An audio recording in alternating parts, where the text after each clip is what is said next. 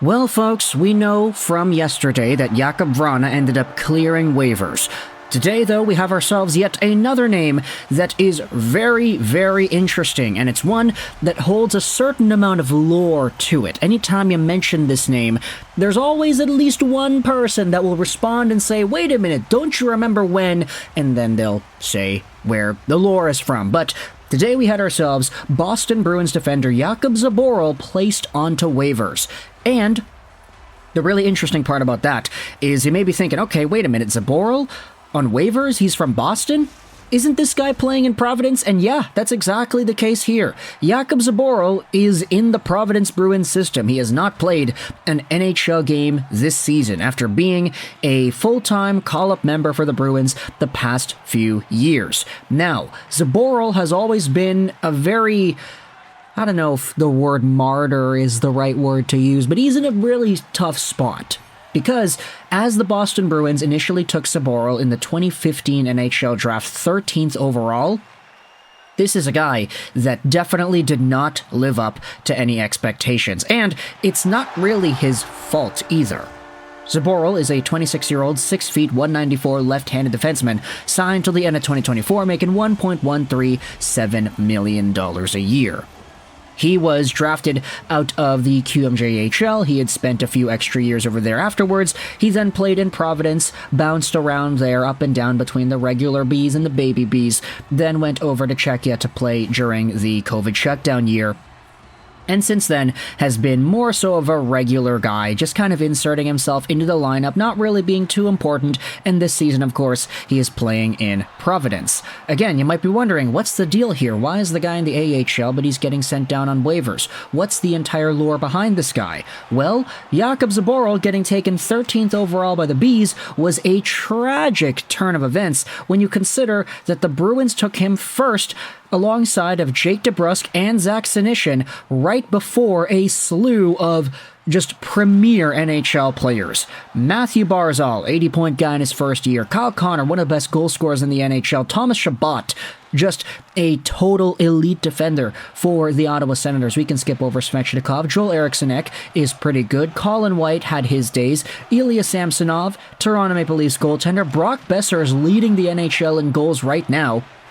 Travis Konechny, super important forward for the Philadelphia Flyers. Roslovic has bounced up and down. Noah Juulsen's also on the Canucks, so that's cool. Bavillier was also on the Canucks, so that's cool. And then if you scroll down, you can see even more names. Sebastian Aho, Brandon Carlo even. A much better player here in Carlo than you had in DeBrusk, Senyshyn, and Zboril. Because, I mean, Carlo's playing on the team. So there you go. That's already some good fuel for thought there. But the three straight Boston Bruins picks taken right before Barzal, Connor, Chabot, Besser, etc. These were always going to live in infamy because none of these guys ended up becoming what a Barzal or a Besser has been. I mean, DeBrusk has been all right, 237 points in 410 games, but Senyshyn you only had 3 points out of, and Zboril has only had 16 points in 76 games played. So Zboril's name has been one of infamy the past few years, and him being placed on waivers is not really because he is getting sent down per se, because he's already down in the AHL,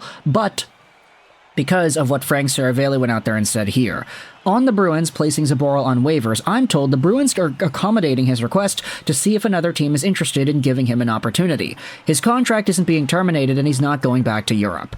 So essentially what's going on here is this guy was already in the minors, but because the Bruins heard from him that he wants to see if there are any other teams that are interested in giving him an opportunity, Zboril wants out, he wants a new shot elsewhere, the Bruins are like, okay, well, we're just going to place you on waivers, quote-unquote. So any team that's out there in the NHL can grab you for free and you could go over there, see what your entire NHL resume holds up to. And this is honestly a pretty good move by the Bruins. If they are hearing that a guy they have does not want to be there, they're taking the necessary steps to give him a new home. And sure, Zboril doesn't have any value whatsoever. Like, there is no trade value for this guy at all. AHL caliber guy, $1.137 million a year. This is a total shot in the dark here for any NHL team looking to see what Zboril can provide them. But if a team does want to give him that chance, they now have the opportunity to do so for free. To help us out, we're going to go over onto the Boston Bruins sub, because there was indeed a post made about this entire Zboril conversation. Here's the top comment. This is a fine example of a complete waste of a first-round pick and 8 years of time and money.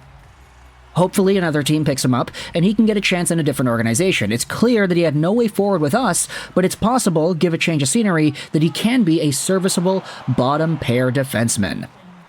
And I'm thinking about that. Hey, bottom pair defenseman for free on waivers? Vancouver, they may be knocking on the door, man. We'll see what happens there. I don't know if it's going to happen, though. Here's a comment from D. Sent. I've always liked Zboril. I liked having another Czech to play with their Czechs. It just didn't work out, though. He had injuries and could never put it all together in the limited chances. I appreciate the hard play he did give us last year, even coming off the torn ACL. I hope he lands on his feet wherever he goes. So, Bruins fans are not really taking this all too poorly. They're kind of acknowledging, yeah, this wasn't really a guy that was going to go out there and tear the roof off the house anyway, especially with the Boston Bruins.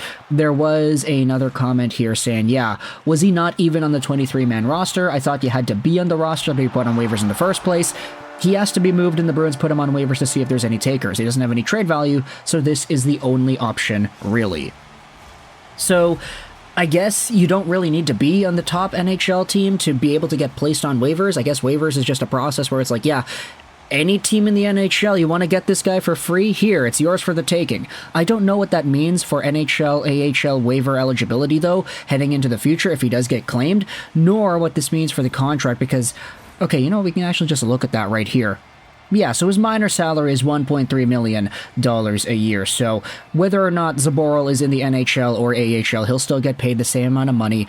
But at the end of the day, I mean, honestly, good for Zboril for standing up for himself and saying to the Bruins, yeah, I don't think I'm getting my chance here.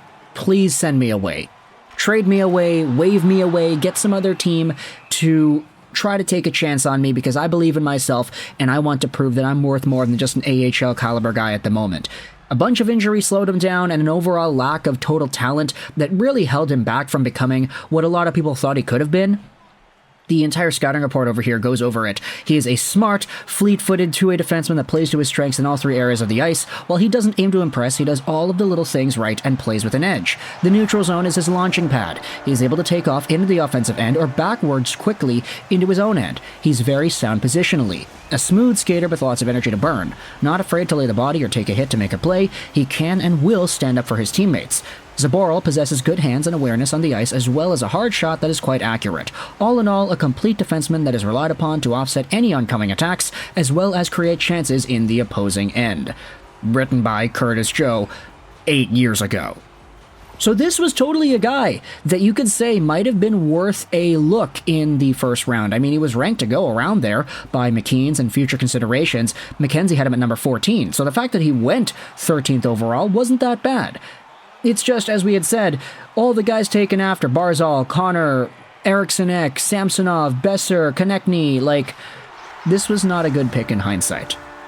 But at the end of the day, there is another opportunity for him with some other NHL team for free to see if he actually has what it takes to be an NHL caliber defenseman. So let me know your thoughts in the comment section below. If you're a Boston Bruins fan, what are your thoughts on Zboril wanting out? He has officially requested to be moved, and the waiver wire is the Boston Bruins' first opportunity at trying to do that. I mean, there really is no trade value here, so I could understand why this is the way they're going. His contract isn't being terminated, and he's not going back to Europe, so if he doesn't end up getting claimed, then I guess he's got no choice but to just stay in Providence, which is very unfortunate for him, considering he would want more, but at the same time, maybe asking yourself, okay, well, is he really good enough to play in the NHL?